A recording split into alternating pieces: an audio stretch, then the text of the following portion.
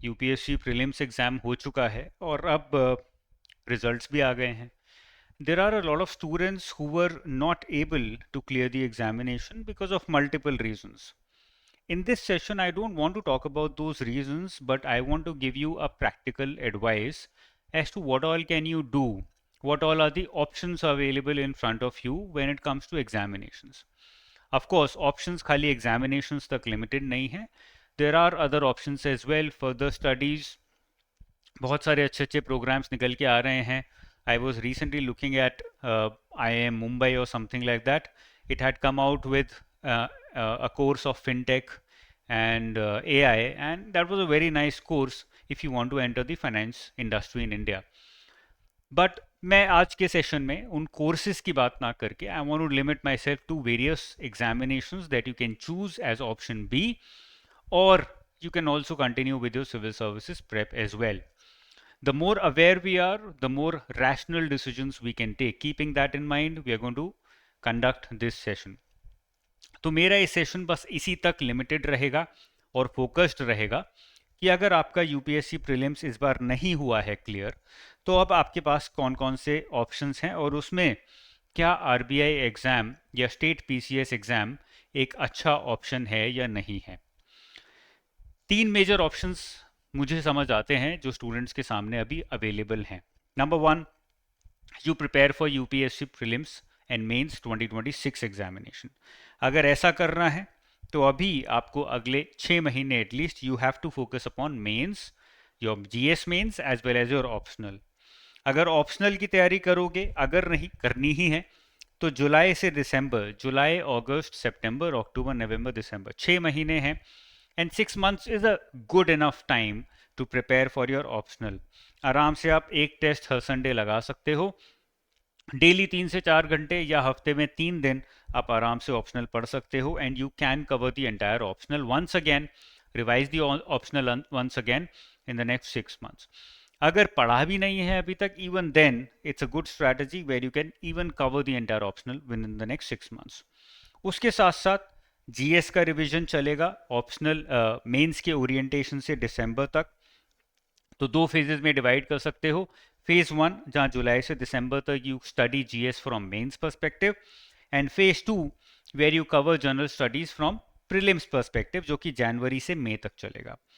इसमें आप C SAT को भी ऐड करना होगा फेज टू में, जिसकी वजह से you will be writing 2 test every Sunday, one of GS and one of CSAT. ये आपके फर्स्ट ऑप्शन हो गया, जहां पर you are completely focused on civil services exam, you are not concern about any other exam, और आप अपने आप को 1 साल और दे रहे हो कि इस अगले 1 साल में this is what I am going to do.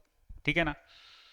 बहुत सारे स्टूडेंट्स हैं जिनका ये फर्स्ट अटेम्प्ट नहीं था, जिनका सिविल सर्विसेज 2025 एग्जाम वो second attempt, third attempt, fourth attempt, fifth attempt. और ऐसे स्टूडेंट्स सोचते हैं यार पूरे साल मुझे फिर से पढ़ने की ज़रूरत नहीं है, I know already the entire syllabus, I have read it multiple times. तो अगर मैं पूरे साल फिर से ये सिलेबस पढ़ रहा हूँ, I probably am wasting my time.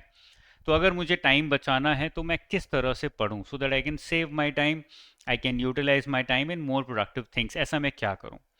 उनके लिए दो ऑप्शंस अवेलेबल हैं. Number one, either prepare for state public service commission PSC, जिसको हम पीसीएस भी बोलते हैं, provisional provincial civil services, not provisional, provincial civil services मतलब स्टेट सिविल सर्विसेज, या फिर स्टेट पब्लिक सर्विस कमीशन. इनकी फुल फॉर्म पता होनी चाहिए, एग्जैक्टली किस में घुस रहे हो वो तो आइडिया होना चाहिए.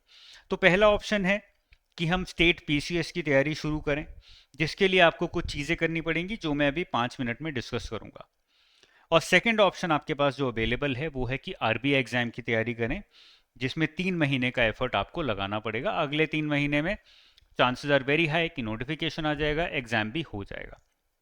अब इन दोनों के लिए, इन दोनों ऑप्शंस को यूटिलाइज करने के लिए आपको एग्जैक्टली करना क्या है उसका डिस्कशन हम कर लेते हैं. If you are taking your civil services 2026 seriously, then also ऐसा नहीं है कि आप बस यही कर सकते हो. इन तीनों में से जरूरी नहीं है कि एक ही ऑप्शन चूज कर सकते हो. It depends on you as a student कि आप कितना एफर्ट लगा के, कितना ऑर्गेनाइज तरीके से काम करके you can pick up to also. But picking up all the three and writing all the three examinations with very optimum preparation is difficult. तीनों एग्जाम देखो ऑप्टिमम प्रेप से लिखना मुश्किल है।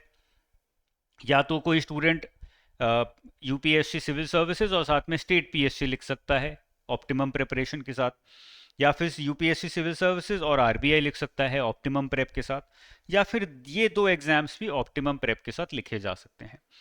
Third exam can be your second priority, कि मैंने जो भी पढ़ा है उसके बेसिस पे मैं एग्जाम लिखने चला गया, but I am not dedicatedly spending 2-3 months on this exam, उतना समय मेरे पास नहीं है। With that idea, you prepare for 2 exams and you keep one or many other exams on the side कि ये मैं लिखूंगा बट ये मेरी प्रायोरिटी नहीं है। एक एक करके डिस्कस करते हैं। पहले मैं आरबीआई एग्जाम का डिस्कशन करूंगा और उसके बाद में स्टेट पीसीएस या पब्लिक सर्विसेज कमीशन के जो एग्जाम्स हैं उनके बारे में डिस्कशन करूंगा। आरबीआई पे आते हैं।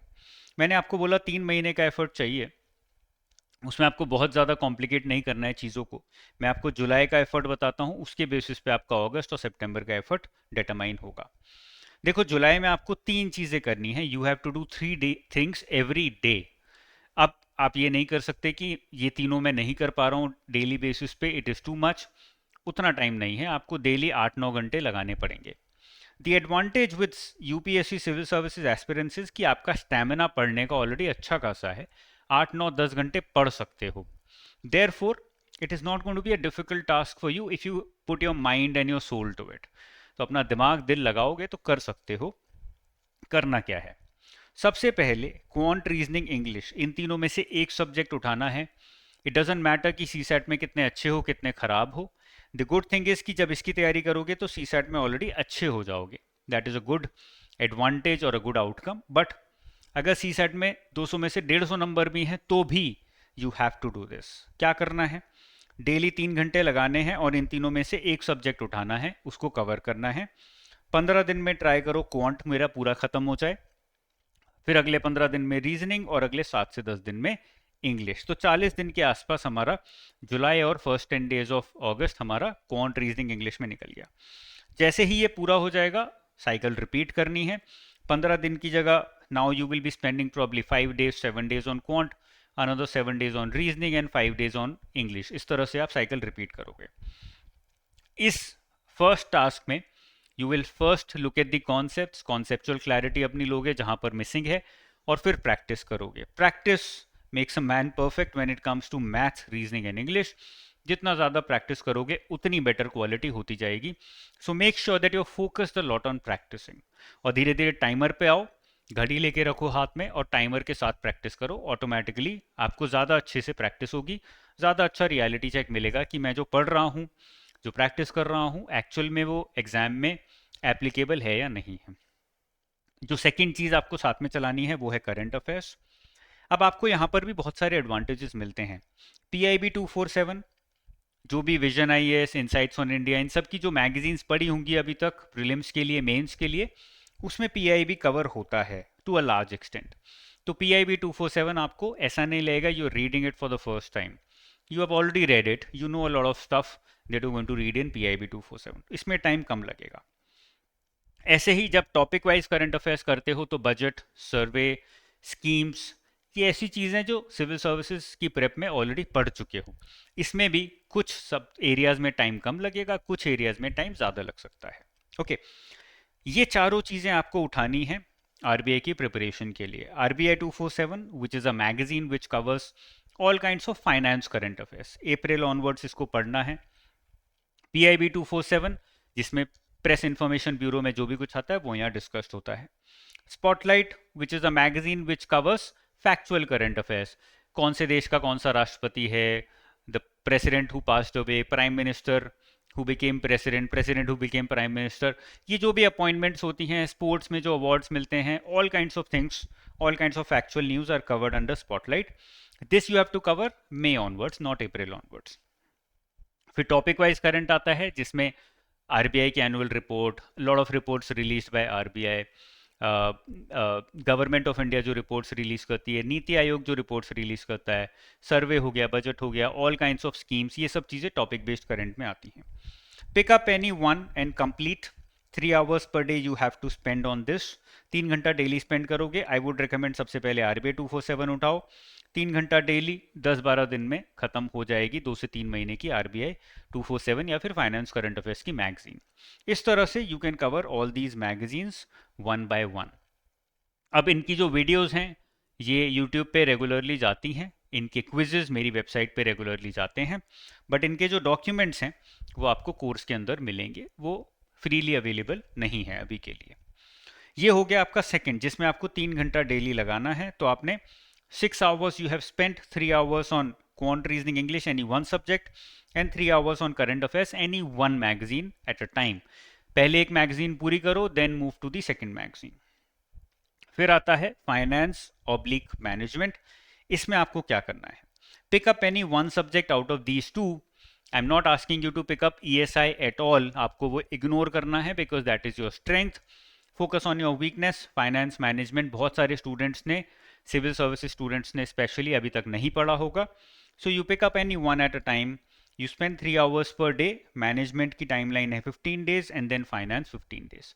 तो आपको टोटल 9 घंटे पढ़ना पड़ेगा। And I think it's a good thing that you can actually do it, because आपको ये एक महीने के अंदर अंदर मेजॉरिटी सिलेबस कवर करके देगा। ओके, अगस्त से पहले पहले नोटिफिकेशन आने के चांसेस बहुत हाई हैं। As soon as the notification comes, what are you going to do? You are going to do again 3 things. Number 1, एक तो आप finance management which is your phase 2 syllabus उसको आप साइड रख दोगे, अब उसको नहीं उठाओगे। You are going to pick up finance management only after phase 1 exam now. जैसे प्री और मेंस का डिवीजन होता है, सेम वैसे ही होगा। प्री फेज 1 के लिए आप क्या करोगे, क्वांट रीजनिंग इंग्लिश की प्रैक्टिस जो आपकी ऊपर चल रही थी उसको कंटिन्यू करोगे। 10 days 10 days 10 days 3 hours per day में डिवाइड करके आप आराम से एक बार में एक सब्जेक्ट उठाओ, उसको खत्म करो 10 दिन में, then move to the next subject. Current affairs में बिल्कुल सेम स्ट्रैटेजी करोगे, but you can increase your time. 3 की जगह 4 घंटे per day. Why am I increasing the time? Because एक तो इसका सिलेबस बहुत ज़्यादा है, दूसरा ये फेज 1 फेज 2 में दोनों में यूज होता है। तो because the syllabus is a lot, you have to revise it multiple times to be able to remember it, और ये फेज 1 फेज 2 दोनों में यूज हो रहा है, इसलिए हम इसको ज़्यादा टाइम दे रहे हैं। So you are starting in short 7 hours per day, बहुत ज़्यादा नहीं कर रहे हो। इसको और बढ़ा सकते हो, बढ़ाना चाहते हो तो बढ़ा सकते हो, there is nothing wrong with that. And the third thing that you have to do is start writing test more regularly. हर 3 दिन में आपको एक टेस्ट लेना है, मतलब every week you have to write at least 2 test. If you can convert it into 3 test even better, but at least 2 test every week. अब ये जो 2 टेस्ट लोगे इसमें करोगे क्या, 2 घंटे का आपने टेस्ट लिया, 200 क्वेश्चंस आते हैं टोटल, वो 200 क्वेश्चंस आपने टेस्ट उठाया 2 घंटे का, 200 क्वेश्चन आंसर किए। That is not the end of your test exercise, that is the beginning of your test exercise. ये आपको बहुत इंपॉर्टेंट है, ध्यान रखना है। जिस स्टूडेंट ने ये कर लिया उस स्टूडेंट का सिलेक्शन होना ही होना है। Nothing can stop you from selection if you can do this. और ये इग्नोर करते हैं मेजॉरिटी स्टूडेंट्स। है क्या ये, आपने 2 घंटे टेस्ट लिया, 200 क्वेश्चन सॉल्व किए, उन 200 में से चांसेस आर वेरी हाई कि आपने 100 110 120 मैक्सिमम इतने ही क्वेश्चन सॉल्व किए। तो सबसे पहले तो मेरे पास 80 क्वेश्चंस बचे हैं that I can solve later. अब ये सबसे पहला काम आपको करना है कि ये 80 क्वेश्चंस जो आपने 2 घंटे में नहीं देखे, ये आपको देख के सॉल्व करने हैं बिना टाइमर के। इससे आपने क्या किया, उस टेस्ट को पूरा निचोड़ लिया, पूरा यूज कर लिया, नंबर 1। सेकेंडली, अब ये 120 क्वेश्चंस थे जो आपने सॉल्व किए, इसमें से लेट्स से 70 करेक्ट हुए, 50 इनकरेक्ट हुए, 50 गलत हो गए। तो आपको जो 50 इनकरेक्ट हुए, गलत हुए, ये 50 सॉल्व करने हैं। तो आपने सबसे पहले 80 सॉल्व किए जो आपने उठाए ही नहीं थे, फिर जो गलत थे 50 वो सॉल्व किए 50 क्वेश्चन। अब आपके पास 70 क्वेश्चन बचे हैं जो आपने सही सॉल्व किए। इनको आप जल्दी जल्दी देख सकते हो टू मेक श्योर कि आपने जो सॉल्व किए हैं ये मैंने सही लॉजिक अप्लाई करके किए या फिर तुक्का उक्का मारा उससे हो गए। So you revise all the 70 questions now. तो revision of all the 200 questions is the key, क्योंकि एज अ टीचर जब मैं आपको एक टेस्ट में 200 क्वेश्चंस दे रहा हूं और 10 टेस्ट दे रहा हूं, मतलब मैं आपको 2000 क्वेश्चंस दे रहा हूं। जो स्टूडेंट इन 2000 क्वेश्चंस को अच्छे से लगा लेता है, चांसेस आर वेरी हाई कि एग्जाम में उससे मिलते जुलते कुछ नहीं तो 40-50 क्वेश्चन तो आने ही आने हैं, which is a very big number. 200 question में से 50 क्वेश्चन आपके ऐसे आ गए जो आपने कहीं ना कहीं किए हैं। उससे बहुत सपोर्ट मिलता है, कॉन्फिडेंस आता है। बट वो कॉन्फिडेंस तभी आएगा जब आप ये 2000 क्वेश्चंस खाली टेस्ट नहीं लोगे, बट उसके बाद उनका एनालिसिस भी करोगे। एनालिसिस का तरीका मैंने आपको बता दिया है, ठीक है। Okay, this is all that you have to do for your RBI exam. अगर आरबीआई प्लान बी की तरह लेके चल रहे हो, यही करना है, इससे ज़्यादा कुछ नहीं करना है। अब आता है स्टेट पीएससी, जो मैंने आपको बताया था हम डिस्कस करेंगे। स्टेट पीएससी एग्जाम की तैयारी करने के लिए 3-4 स्टेप्स हैं जो मैंने यहाँ पे लिखी हैं। सबसे पहले एक दिन आपको लगेगा ये सारी चीज़ें करने में। सबसे पहले डेट्स आइडेंटिफाई करो, कौन कौन से एग्जाम देने हैं, उनकी डेट्स क्या हैं, कौन कौन सी स्टेट्स हैं, what all states are of your interest. जैसे मैं अगर लिखूंगा तो मैं उत्तर प्रदेश का लिखूंगा, हरियाणा का लिखूंगा, राजस्थान का लिखूंगा, नॉर्थ इंडिया का लिखूंगा।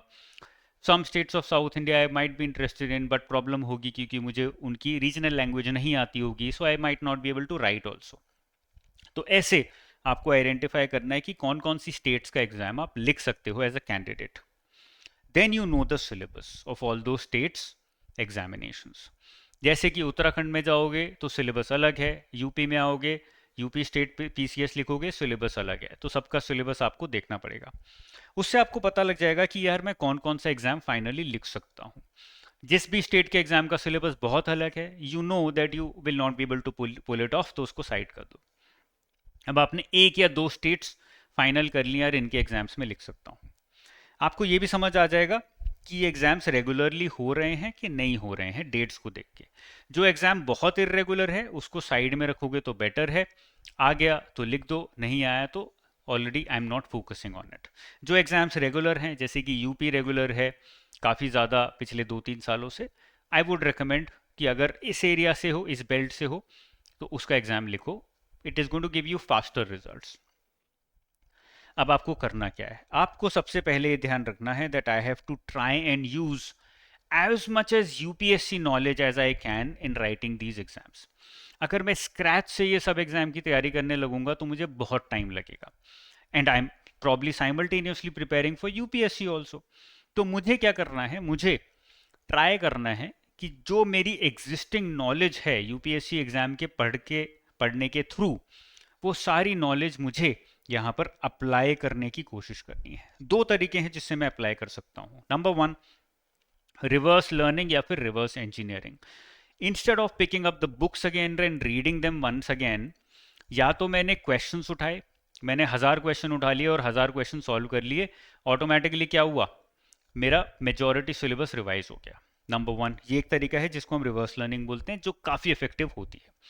साइमल्टेनियसली, बिकॉज एग्जामिनेशन जो होते हैं पीएससी के वो काफ़ी फैक्चुअल होते हैं, तो आपने बुक उठाई या आपने नोट्स उठाए, नोट से जल्दी जल्दी रिवाइज किया, और जो भी फैक्ट्स मिलते चले गए वो फैक्ट्स एक अलग शीट पे लिखते हुए चले गए, या फिर फैक्ट्स के भी बहुत सारी कोचिंग्स के नोट्स आते हैं जिसमें खाली फैक्ट्स होते हैं।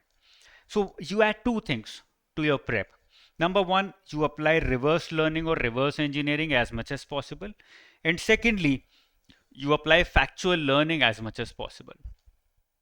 जब ये दोनों चीज़ें अपनी स्टेट पीसीएस की तैयारी में ऐड ऑन कर दोगे along with your civil services prep, जिसको हम एप्लीकेशन बोलते हैं, तो ऑटोमेटिकली आपकी यूपीएससी सिविल सर्विसेज के साथ साइमल्टेनियसली पीएफसीज की तैयारी होती रहेगी। आपको बहुत ज़्यादा नहीं करना है, I am repeating it once again, unless syllabus ही कुछ और है तो उसके लिए तो अलग से पढ़ना पड़ेगा। लेकिन जैसे पॉलिटी मैंने यूपीएससी के लिए पढ़ा, पॉलिटी ही मेरा पब्लिक स्टेट पीएससी में आने वाला है, तो मैं फिर से पूरी लक्ष्मीकांत उठाऊं, डजंट मेक सेंस। या तो मैं अपने नोट्स उठाऊंगा, या फिर जो नोट्स से मैंने पढ़ा ऑलरेडी है उसको उठाऊंगा, रिवाइज करा है उसको उठाऊंगा, और साइमल्टेनियसली आई विल ट्राई कि मैं ज़्यादा से ज़्यादा क्वेश्चंस उठा के रिवर्स लर्निंग करूं। रिवर्स लर्निंग से आपकी लर्निंग बेटर होगी, आपका रिवीजन अच्छा होगा और ज़्यादा दिन तक याद रहेगा। फिर से वही डॉक्यूमेंट्स, वही किताबें उठा के पढ़ते रहोगे, it will become very monotonous, और दिमाग में कुछ नहीं जाएगा, बस लगता रहेगा कि मैं पूरे दिन बैठ के पढ़ रहा हूँ। Okay, I hope that makes sense. So this is how you can prepare for plan B if you not been able to clear your UPSC prelims this year. इनमें से कुछ भी उठा सकते हो, इनके अलावा भी बहुत सारे ऑप्शंस अवेलेबल हैं। बैंक एग्जाम्स हो गए, कोई हायर स्टडीज प्रोग्राम हो गया, depends on what is your priority. मैं अलग अलग क्लासेस में, अलग अलग सेशंस में अलग अलग ऑप्शंस आपको एज अ कैंडिडेट देता रहता हूँ। ठीक है, चलिए, दैट इज ऑल। कोई डाउट है, कुछ पूछना चाहते हो, you can very well put it down in the comment section below, नीचे डालिए। I will try and answer as many questions as possible. All the best, take care, keep studying hard, bye bye, जय हिंद।